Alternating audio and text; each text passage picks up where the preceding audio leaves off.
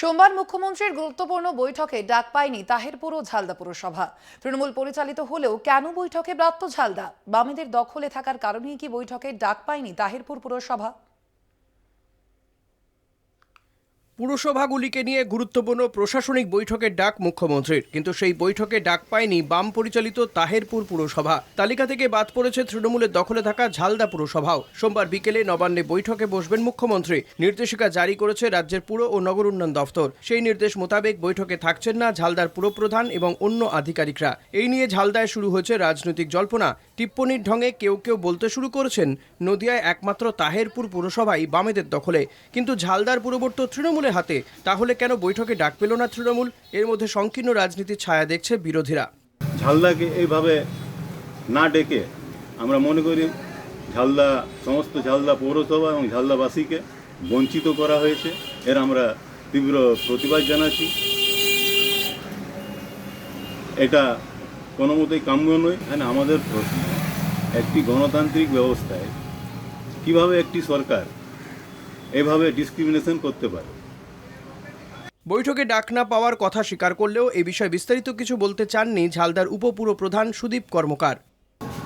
কথাটা ঠিক, ঝালদা পৌরসভা ডাক পেয়নি, তবে এই বিষয়টা আমাদের পৌরপ্রধান মাননীয় সুরেশবাবু বলতে পারবেন। কেন ডাকেনি, কি ব্যাপার। ঝালদা পুরসভা তৃণমূলের দখলে থাকলেও মুখ্যমন্ত্রীর ডাক পায়নি। এর প্রত্যক্ষ পরোক্ষ প্রভাব পড়বে পুরসভার উন্নয়নের ওপর, দাবি কংগ্রেসের। যে মাননীয় মুখ্যমন্ত্রী কি ভুলে গেছেন বা ওনার কাছে সঠিক খবর নেই যে ঝালদা পৌরসভা বর্তমানে তৃণমূল পরিচালিত পৌরসভা। এখানে যিনি পৌরপ্রধান তিনি তৃণমূলের প্রতীকে জিতে আসা পৌরপ্রধান। কাজেই তৃণমূল পরিচালিত পৌরসভার একজন প্রতিনিধিকে আজকে ডেকে পাঠালো না, ঝালদার উন্নয়ন সেখানে বাধাপ্রাপ্ত হবে। যেখানে ঝালদার উন্নয়ন, পুরুলিয়ার উন্নয়ন নিয়ে কথাবার্তা হবে। আমার মনে হয় এটা ভেবে দেখার বিষয় আছে। তবে সরকারের এই সিদ্ধান্তের মধ্যে সিঁদুরে মেঘ দেখতে শুরু করেছেন অনেকেই। এর ফলে এলাকার উন্নয়নেও ব্যাঘাত ঘটতে পারে বলেও আশঙ্কা রয়েছে শহরবাসীর মধ্যে। সেই আশঙ্কা অমূলক নয় বলে দাবি তৃণমূলেরই প্রাক্তন পুরপ্রধান প্রদীপ কর্মকারের। ঝালদার জনগণের আশা ছিল যে ডাক পাবে এবং উন্নয়নের ধারা বইবে, ডাক পাওয়া উচিত ছিল। যদিও পুর দপ্তরের নির্দেশিকাতে ঝালদা ও তাহেরপুরকে ব্রাত্য রাখার পেছনে কোনো রাজনীতি নেই বলেই দাবি সংশ্লিষ্ট দপ্তরের মন্ত্রী ফিরহাদ হাকিমের।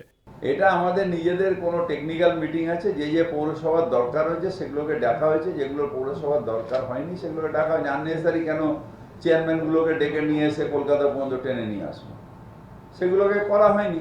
যাদের দরকার হয়েছে তাদের ডেকেছে।